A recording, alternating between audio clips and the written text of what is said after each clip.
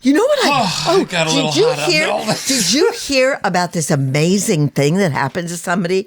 They ended up having this terrible stroke, and they were out completely, a person in 30s or 40s. The heat is too hot. And do you know what happened? What? When they woke up, and I mean, they woke up totally from this devastating thing. Nobody knew if this woman could talk again, but she woke up and heard somebody speaking with an Italian accent and didn't know who it was. It was her. Foreign accent syndrome. Foreign accent syndrome. It's crazy. No, it's crazy. People get some sort of traumatic brain injury, and they wake up and they are speaking in a foreign accent. Sometimes it's like totally made up. Sometimes it completely sounds Italian or French, and they cannot get back to their regular voice. These are people who do not have any experience with that language, do not have any relationship to it, and it becomes incredibly debilitating because people around them in their life are like, why are you talking in a French accent? Or they say, they're in a French accent. And they say, where are you from? And they say, New Jersey. Now, fascinatingly, when these people sing music, sing a song, they go back. Often they are able to sing in their regular voice. And many have found that if they think of a sentence in their head and then they sing it in their head before they try to speak it, they're able to speak a sentence in their regular voice. But you can't live your life conversationally singing every sentence. Well, that's like kids that stutter. I was gonna say. Who can sing without stuttering. The brain is amazing, amazing. Hey, guys, Valentine's Day is around the corner. Yeah. How do you feel about that holiday? I know this is all an invention of a business, like Hallmark cards or something. I don't think it's bad to have a holiday that reminds you of the people that you love and people that you should love or people that you should be more loving to. I just always have a request. I do not want red friggin' roses, the cliche of the world on Valentine's Day. Do you know that, honey? You know that about me. I don't want that. Great. You're not going to get it. Great. What do you like on Valentine's Day? I don't send you red roses ever, do I? I just do everything for you. I get you water on Valentine's Day. Wow, he gets you water. Once a year. Isn't that something? That is a lie. That is crazy Anybody romantic. who's in earshot of this, Yeah. every day I'm getting her water, getting her coffee, making food for her, cleaning the dishes. Dad, I think you spilled your own secret there. Yeah, You just but announced he does that wash on dishes Valentine's right. Day, I wash your dishes big like special. my mother. No, he loves them. I love it. He loves it. It's And his meditation. I take care of my Valentine on Valentine's Day. Wait, you wash dishes like your mother? All your dishes look like your mother? Yeah. What do you mean? I wash dishes like my mother washed dishes. She loved it. She lived in the kitchen. I love to be washing dishes and not having to talk to our guests. So you don't have any dishes in the shape of your mother? No, but some dishes remind me of my mother. Where are the blue china ones with the white and blue? Honey, there was one.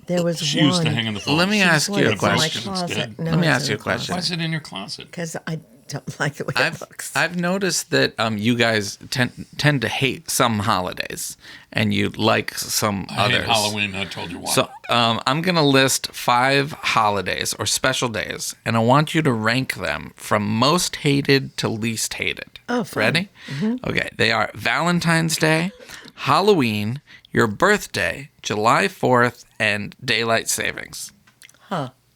Rank them in the least favorite. From most hated to least hated. Okay, it's kind of like a cognitive test because now I got to remember the list. I feel like I'm already failing. Valentine's Day, Halloween, your birthday, July 4th, daylight savings. Okay, Halloween I hate the most too. So we're in common. That's ranked as number one. The next hated. one would probably be. My father says we don't hate. We may dislike something intensely, but we don't hate. I'm trying to think. I don't hate my birthday. I like my birthday. It reminds me that I got to be born and I'm still here. I don't get daylight savings time.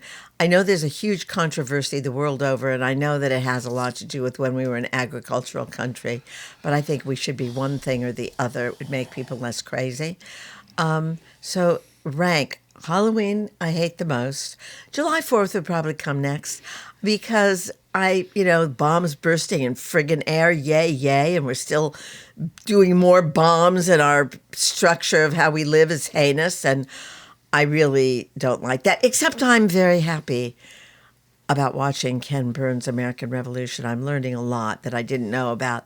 Once again, what a great idea we are. Who plays Ben Franklin in it? Yeah, I know him. Amazing. He is amazing. Don't you feel like you're listening to Ben Franklin? I feel like I'm listening. Oh my God! I can't figure out who he is. Halloween It's Mandy Patinkin Halloween, plays July, Ben Franklin. No, it isn't. Halloween, July 4th. Halloween, July 4th. Daylight savings. Valentine's Day. Oh, right. Yeah, Valentine's Day and my birthday, but I don't hate my birthday. Yeah. Sorry, honey. What if you could invent a new holiday that was brand new to celebrate something for America? What would it be? Celebrating the human species and celebrating all the ways which AI will never, ever come close to being as idiosyncratic as and unusual as us. So what would that holiday be called?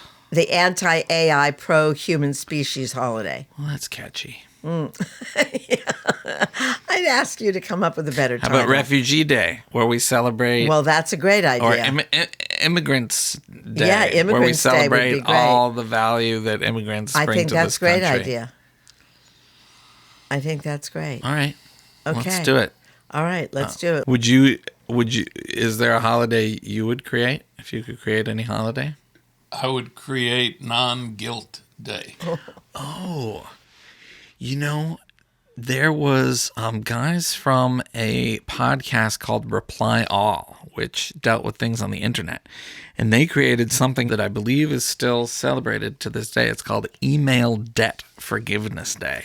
Oh, my God. And it's a day where you can respond to any tardy email that you've been feeling guilty about without any apology or that time has been forgotten. So they did create an international holiday around a feeling of guilt and email that has helped a lot of people. And my wish has been granted.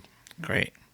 You know, that is just really true. That's why I try and write actual letters to people I want to get their attention. I feel they might be better with a real letter than an email because I never even see the emails because they're so overwhelmed. But I mean, I just found an email from somebody from a year ago and I felt terrible. My favorite Jewish holidays are Rosh Hashanah because I loved the gatherings of our family and friends. Mm-hmm. I loved making the butterfly lamb marinated in 1 cup shoyu, 1 cup honey, tons of garlic chopped up, stabbed, and inserted in the lamb overnight, and a 7-minute broil on each side.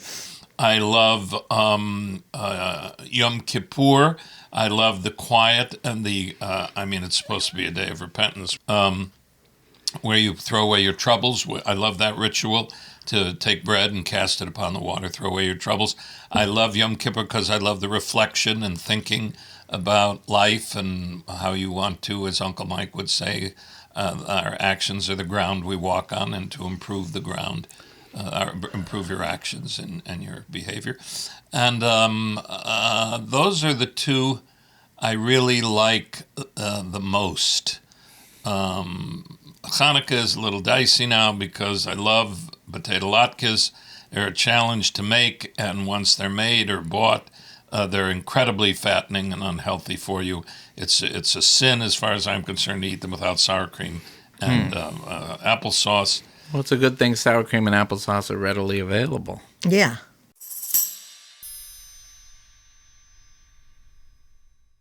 You know, every year I tell myself I'm going to be one of those people who meal plans. And then, of course, life gets in the way. And that's why Marley Spoon is such a game changer. Marley Spoon gives you over 100 recipes to choose from each week. Yeah, you got that right. 100. I mean, we're talking comforting classics like chicken Milanese with cucumber arugula salad to fresh, balanced dishes like everything bagels, salmon with truffle chive, potatoes, and green beans. All of these are made with really high-quality ingredients, and there's something for every mood. One of my favorite, most recent meals was the chana masala with toasted naan. I adored that. I mean, it just felt like I was going to my favorite Indian restaurant, but instead, it was right out of my own kitchen. It was fantastically delicious. This new year, Fast track your way to eating well with Marley Spoon. Head to marleyspoon.com/offer/don't listen for up to 25 free meals. That's right, up to 25 free meals with Marley Spoon. That's marleyspoon.com/offer/don't listen for up to 25 free meals. It's fantastic food. I want to move on to our first listener question today. This comes from Cheryl. And Mom, I'm wondering if you could read this for us. Hi, Kathryn. Hi, Mandy. Hi, Gideon. I love you guys. And I love. I always have. She loves love. I love love. I love love. There you go. There you go. No, that was good. No, it's okay. I always have. Sure. But here's the thing I get strange looks or comments about when it comes up. I'm in my 30s and I've never been in a romantic relationship. And to be honest, I'm okay with that. I don't really crave one. I have so many other kinds of love around me. I have 2 amazing pets. I have a close circle of really good friends. I have a great brother. My parents are awesome. And fuck yeah, I love myself too. It was really liberating to learn that the Greeks have names for at least 8 different types of love. I don't know what my question is, except to say romantic love isn't the only type of love.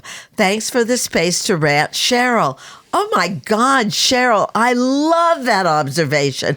I think this country in particular is so over-obsessed with only a singular romantic kind of love. And bravo for you for being able to love yourself and recognize all the different kinds of love and expression of that feeling.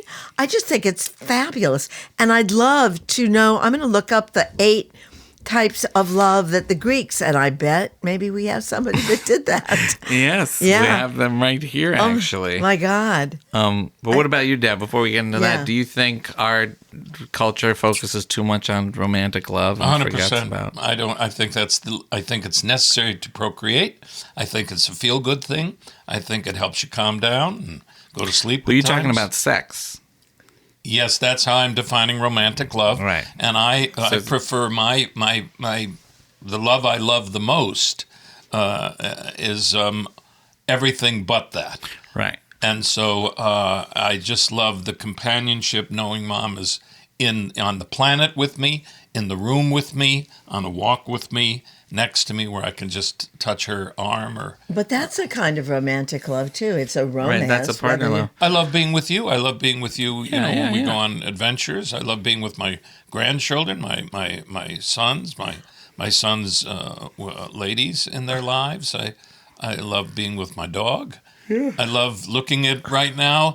There was a great snowstorm and everything's covered in white. I love that. That's a great feeling. But you know what Cheryl says here, she gets strange comments if she says she's okay. I think there's so much emphasis that you read about. I'm longing for a romantic relationship with a person. And I think it's so refreshing and so individually thrilling that somebody goes, excuse me, is it okay that I don't feel that? Yeah. I love my parents. I love my brother. I love my pets. I love myself. To love yourself is really a rare thing. Right. So good for you, Cheryl. And thank you for reminding me of all this. If you're looking for it, it doesn't happen.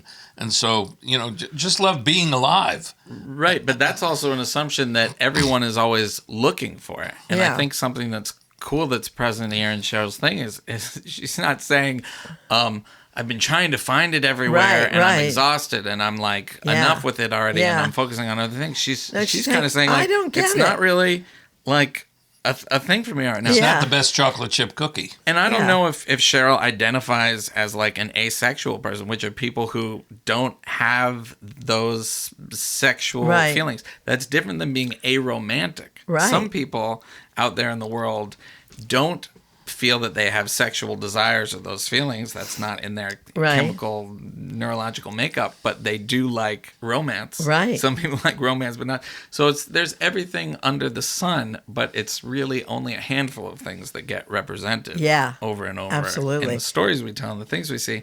So she mentioned that the Greeks have the 8 words for love, and I wanted to do a little pop quiz. I'm going to name the 8 types of love the ancient Greeks identified, and I want you to tell me what kind of love it is. Okay, say the first thing that pops into your mind, okay? Eros. What kind of love is that? Erotic love, physical love. Bow and arrow. We'll go one and then the other. So, Dad, this one up. Philia. What kind of love? Love of horses. Nice.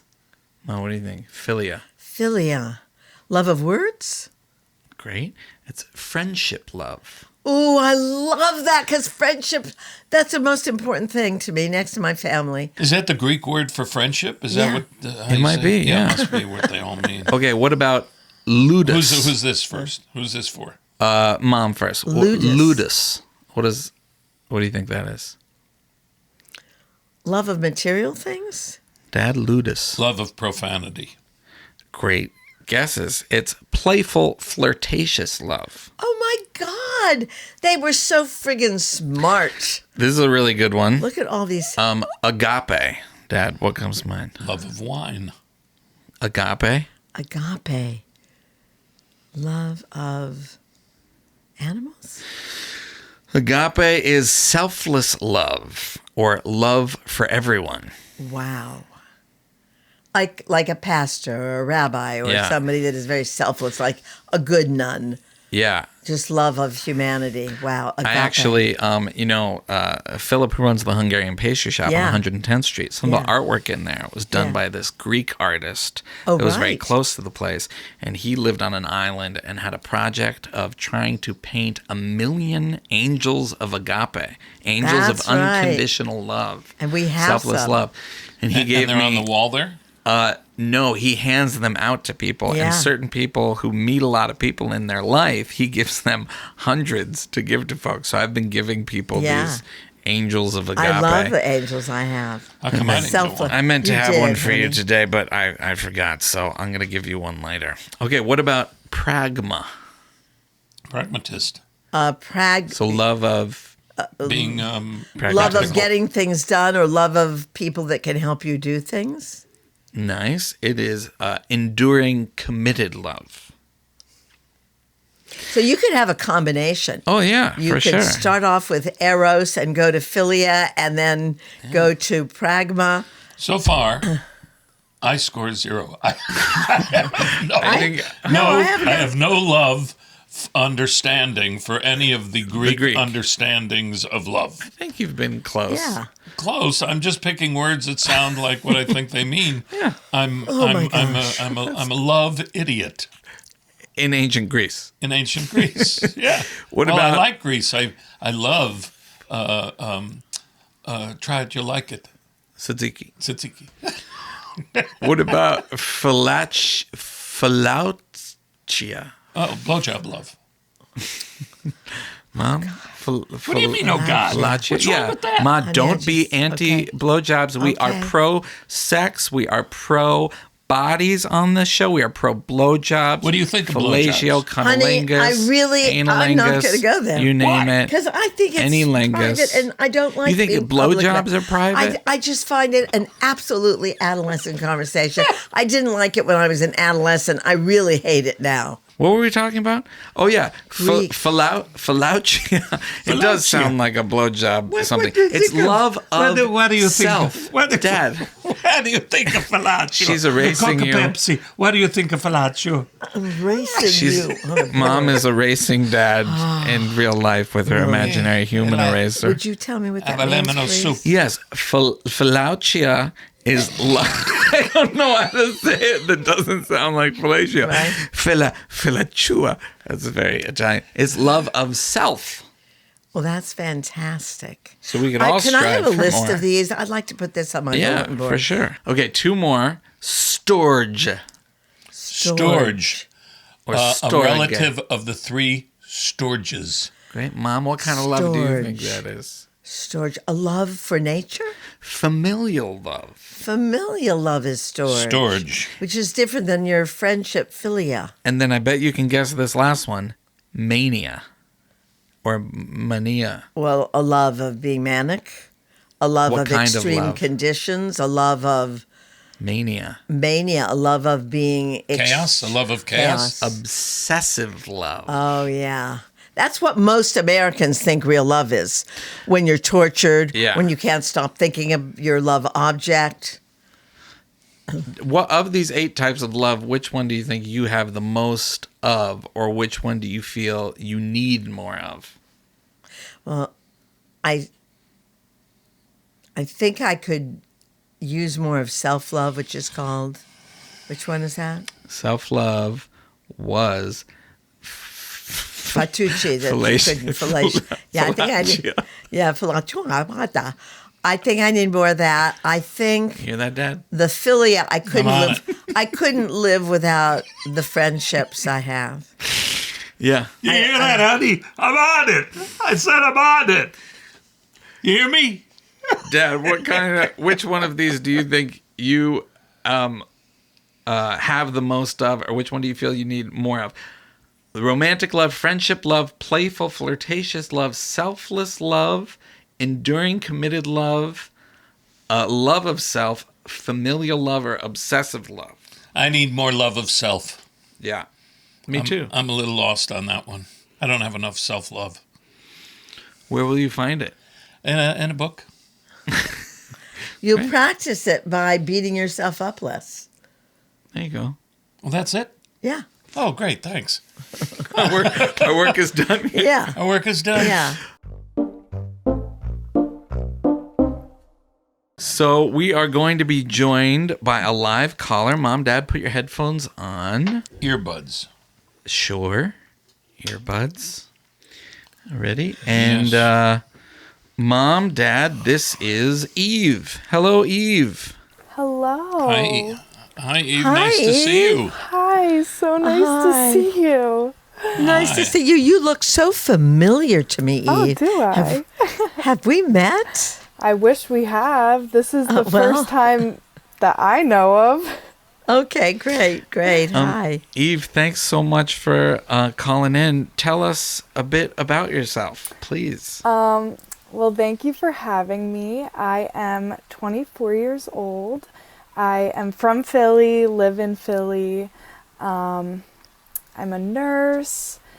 Oh, how great. Yes. And I do a little bit of singing too, which I know that Mandy does some singing, so right. That's pretty cool. What kind of nurse are you? I do pediatric ICU. So I float around to 3 different ICUs. There's like the pediatric general ICU, then I do the cardiac ICU for kids, and the neonatal ICU. Wow. What is that like? What state are the kids in? How do you calm them down? How do you work with the kids? How do you calm them down, quiet them, make them not so frightened? I do sing to them a lot. What is something you often sing to them? Can I hear a little of it? Oh my gosh, I was not expecting this. I like to sing a lot of jazz standards. So, like Misty by like Ella Fitzgerald's version. Okay. just so you know, don't talk around. I encourage everyone to say no to my parents whenever they feel like it. Oh yeah, you can say no whenever you want. But I say don't listen to him. Listen to her and you. The only reason why I am going to do this is because my mom would kill me if I didn't. So. Well, that's that's a good reason. That's the reason I do everything. Yeah. I'm gonna sing for like 2 seconds, okay? Okay, that's all we can afford too. Yeah. Otherwise, we have to pay for it. No, we can go up to 6 seconds. I think we can go up to 3 seconds. 3 seconds, okay. But Dad, you can sing with her if you know the song. Go ahead. Okay. Look at me, I'm as happy as a kitten up a tree. Oh my. It's hard to do without that is beautiful. I just love the image of you singing that to kids in ICU. Yes, I bet those kids get real calm and quiet. God. Oh, and they have no idea what the song is. No. That doesn't matter. They hear the sound of the music. Yeah. Really. Do you work with the parents too? I do. I do work with the parents. all of us nurses, we really take on the role of, like, these children become our own, and we love them all. So, Eve, what's your question for us today? What do you want some maybe useful, probably not so useful advice on? Well, I think this would be useful.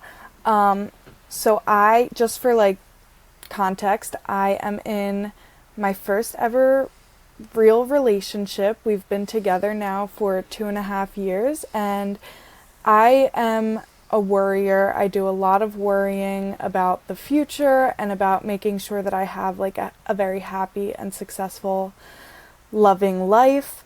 And I recently had this conversation with a few coworkers, and we were discussing whether love is enough in a relationship and what keeps a relationship strong. Some people were saying, you know, at the end of the day, whatever happens, if the love is there and we love each other and like we're in it, that's that, and that's what will keep it. And I very strongly disagreed, and I was saying that I do not think love is enough. I've been hurt too many times by people that I know who do love me, and I loved them too. But I think there's just needs to be more to a relationship. So I guess I'm asking you guys, because you've been through life together. You've got such a history.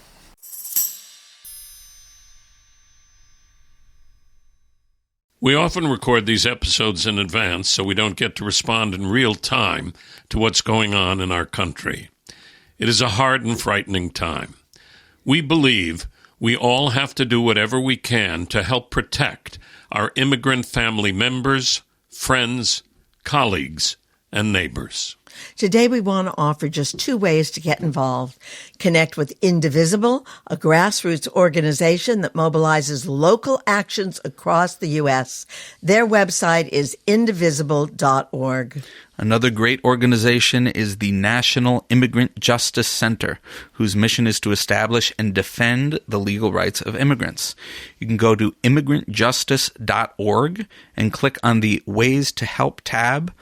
We're all in this together, and thank you. Thank you. Thank you.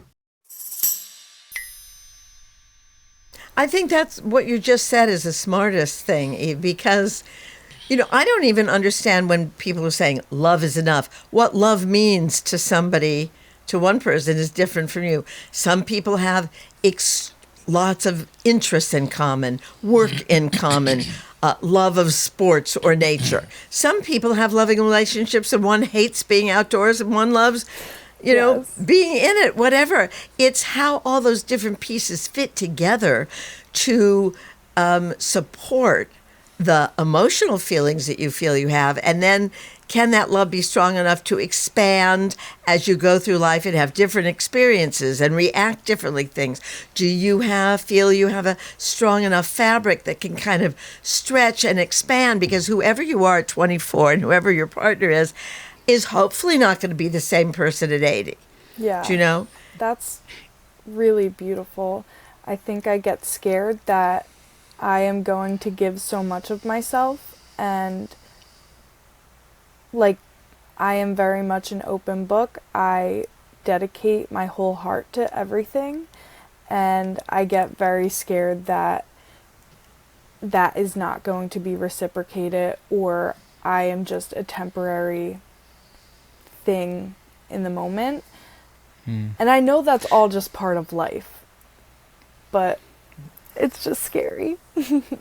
Yeah. You sound very alive to me. I want my son to enter into this. Oh, thank you. Thanks for sharing all that, Eve. I'm curious, why don't you think love is enough in a relationship? I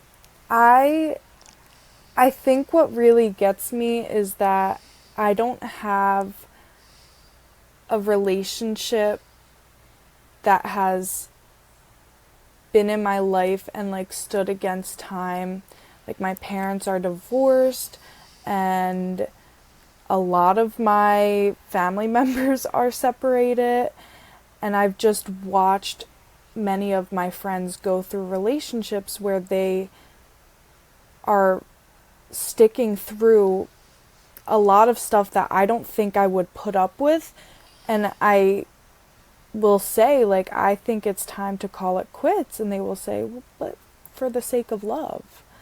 And I understand it, but I just feel like there needs to be something more.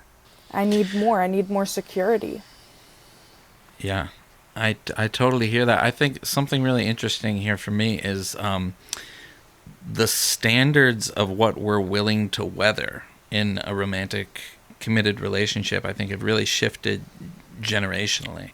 And I think, my parents' generation, there was much more of an attitude a long time ago when you guys got married of like sticking it out and weathering the storm, right? Like since then, divorce rates in this country have like skyrocketed.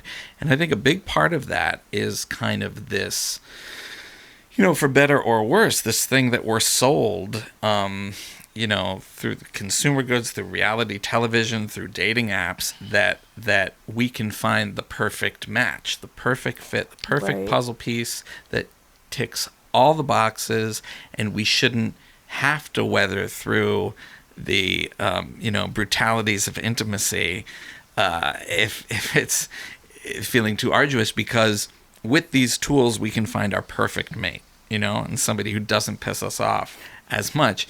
And I think that makes... With what tools?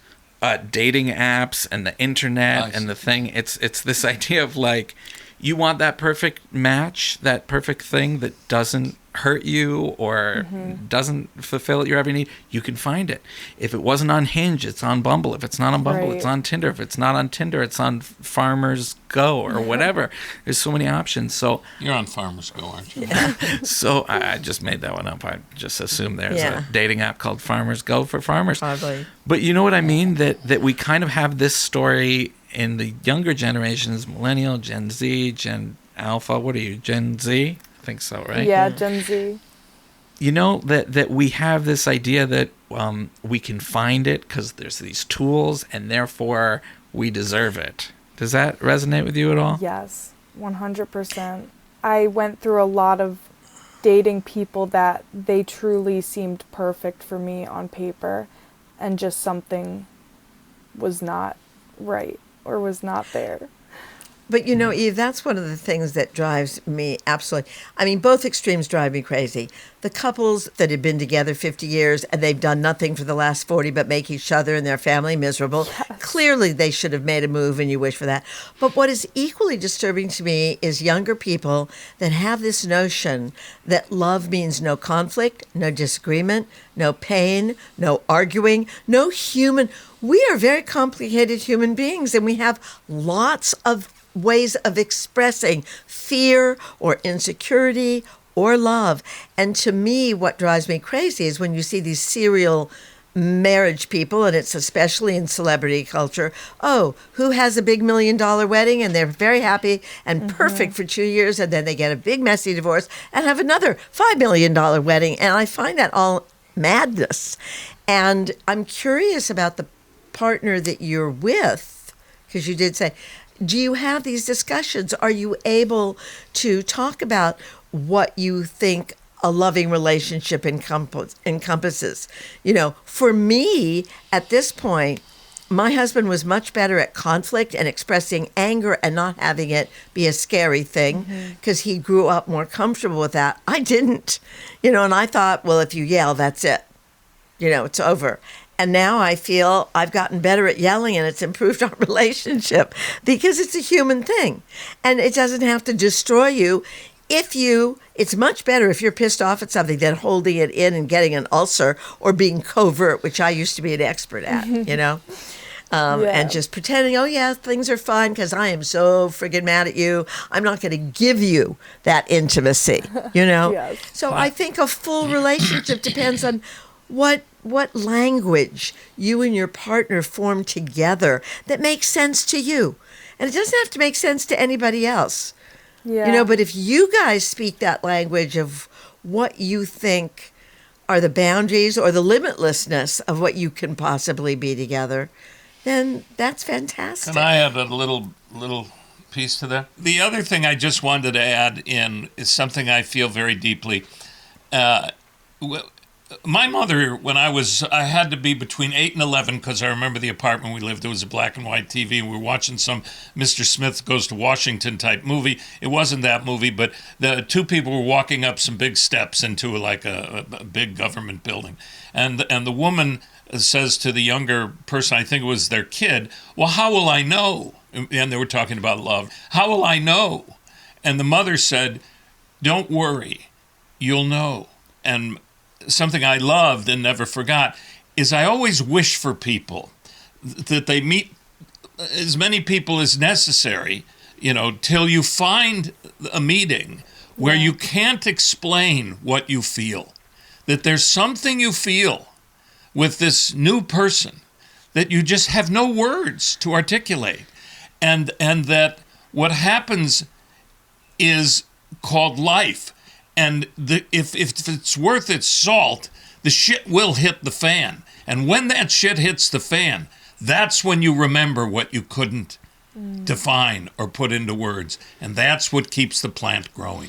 Can I lovingly challenge a notion in there? Yeah. I think I've heard you say this idea, and I love that you love that idea. And to me, it's like a very cinematic kind of storybook idea of love and romance, that when you know, you'll know. It kind of relieves the seeker of love from the complexity of what the answers are, just to say, don't worry about it. The spirit will move you and you'll know it's true. You don't have to check boxes. You don't have to look for specific qualities. You don't have to look for specific conversation. You'll just know. It's a beautiful idea, but to me, it doesn't resonate, because that can happen with a lot of people, and that's great. But who that leaves out is all the relationships and all the people who, at their first meeting, maybe they were nervous at the first date or the first 2 dates. Yep, maybe they were awkward, or the worst part of themselves came through. I think what to me is even like more romantic and amazing is when people meet each other and they have some sort of friendship, or they have some sort of argument, or there's friction. Some sort of connection. But for some reason, there's enough interest or exhaustion from other people, or wanting just company, that you tolerate this person who you don't feel that spark with. But the fact that human beings can grow a spark, I agree, not by love at first sight or these fairy tale things, but by knowing the details, the complexity, the layers that we reveal over time. Right. And I think that's just, I'm not saying that doesn't happen the way you see it. I just think it's one of a million ways. I couldn't agree more. And, I totally agree with you. There's also the stories but it wasn't fairy Mom, tale. what? I just want to finish. I didn't think of it as a fairy tale. I just think of it as a possibility, but I also agree with you. Go ahead. Well, it's just so interesting because in different cultures, Eve, there's all these arranged marriages. Yes. Some of them are nightmares, but more often you hear people say, well, he was a nice person. My parents liked him. Our families liked him. And then, lo and behold, 20 years later, they are great companions, or they're really grateful for that, idea. Mom and Dad, if love isn't enough, what else do you need for a lasting relationship? If you can think of the top things that come to mind. I can answer that real easy. Connection. Yeah. Yeah, connection and history. You build a history where nobody will ever know me the way my husband knows me, because we met when he was 25 and I was 31, and oh my God, we have been through pretty much everything together. There is, I love our history. Oh. I love sharing that information. I love sharing the births of our children. I'm not going to have a kid with anybody else. That profound relationship, that experience and moment happened with him.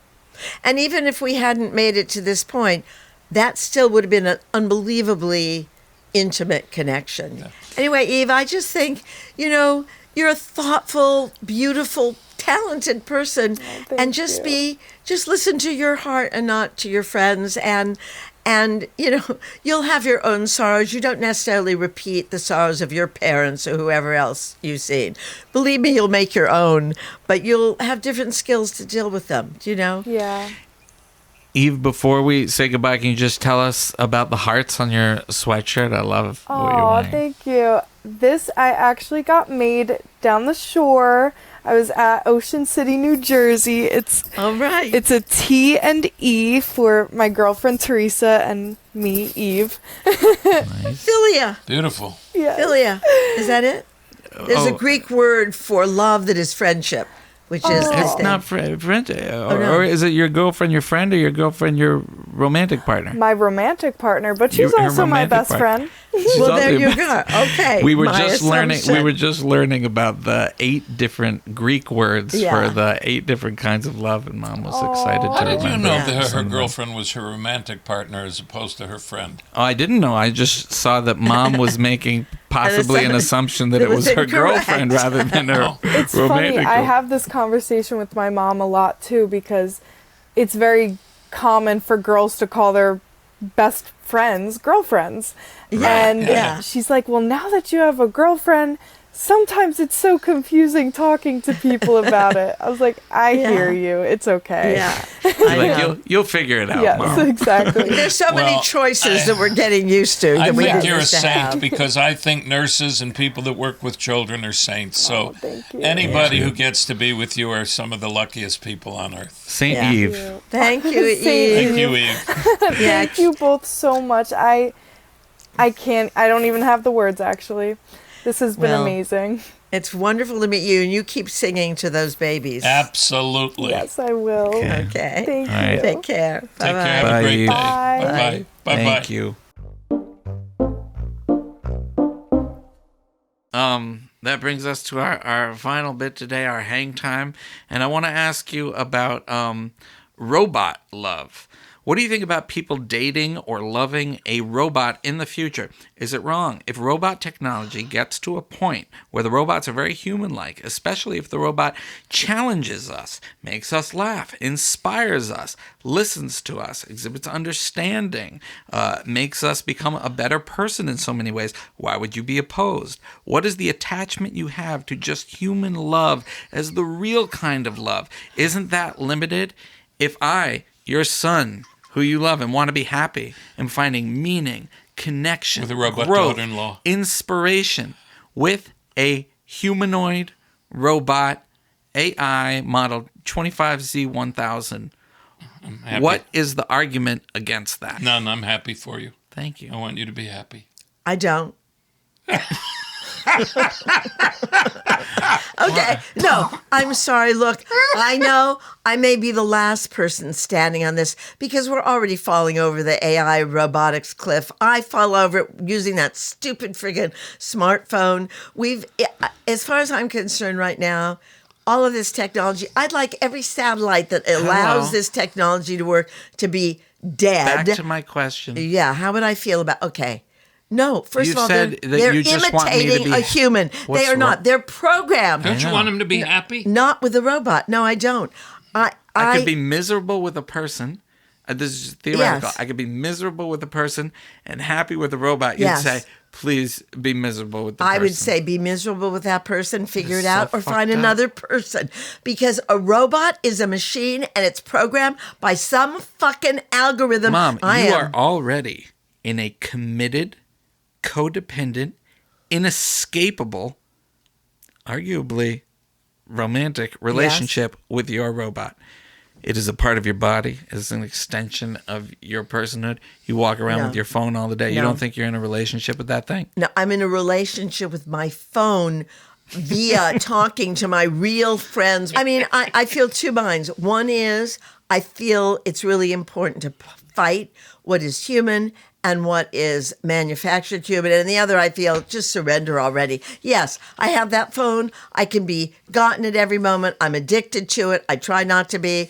I'm doing things like, plugging it in where I can't reach it. I turn it off periodically. We're done. We're finished as a species because we didn't ask let me have any a damn turn. question Let me have a Just turn. about to set the this. record straight, Dad's for my happiness. You And are I'm for against that. misery. And regarding the other half of the question in the beginning part, would you want to be with a fully formed robot that was nice to touch and everything else? It felt good and warm. And Not felt good and warm. It's imagining robot technology gets to human intelligence or beyond, then what's wrong with Only that? the intelligence or the presentation? Everything. I mean, is the robot made of metal or does it feel like a human? I'm not talking about the appeal just being that it's like a sex bot. I'm talking about indistinguishable from human. I'm reserving my judgment for when the technology gets to that point and I have the opportunity to experience it and then ask me the question. Okay, that's great. So that'll be in 6 months. Can I just say that's already Fine. happening. There's already happening.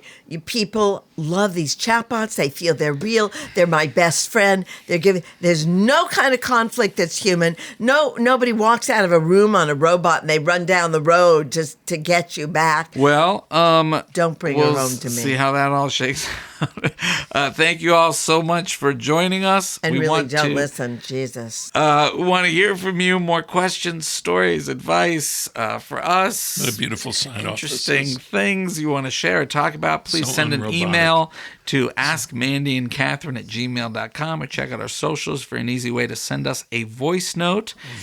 Don't forget to subscribe or follow us on YouTube, on Apple, or other spaces where you watch or listen to your podcasts. Beautifully It's delivered. always great having your father talking behind you in these things. And please leave us a review. Our team I don't read any reviews. reads all No the reviews. comments and reviews. If you like the show, leave us a review. That helps it out. We do That's not great. want to know about that. Don't leave anything. And thank you so much for being here and tuning in. Thanks for tuning in. Yeah. Yeah. Do you tune in on a podcast? Oh, I didn't. I've done my best on this last part. Okay, thank you.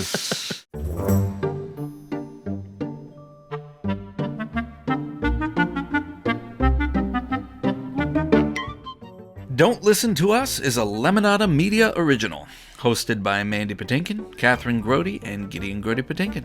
Created by Katrina Onstad, Debbie Pacheco, and Gideon Grody Patinkin. Executive producers are Kathryn Grody, Gideon Grody Patinkin, Mandy Patinkin, Katrina Onstad, Debbie Pacheco, Jessica Cordova Kramer, and Stephanie Whittles Wax. Our engineer is Ryan Derringer of Welterweight Sound. Video and audio production by Mark Whiteway of Bellows Media. If you haven't subscribed to Lemonada Media Premium yet, now's the perfect time. You can hear Don't Listen to Us completely ad-free. Plus, you'll unlock exclusive bonus content like behind-the-scenes conversations, questions so weird they didn't make it on air, Becky the Dog shenanigans, and more. Just tap the subscribe button on Apple Podcasts, head to lemonadapremium.com to subscribe on any other app, or listen ad-free on Amazon Music with your Prime membership. That's lemonadapremium.com. Don't miss out.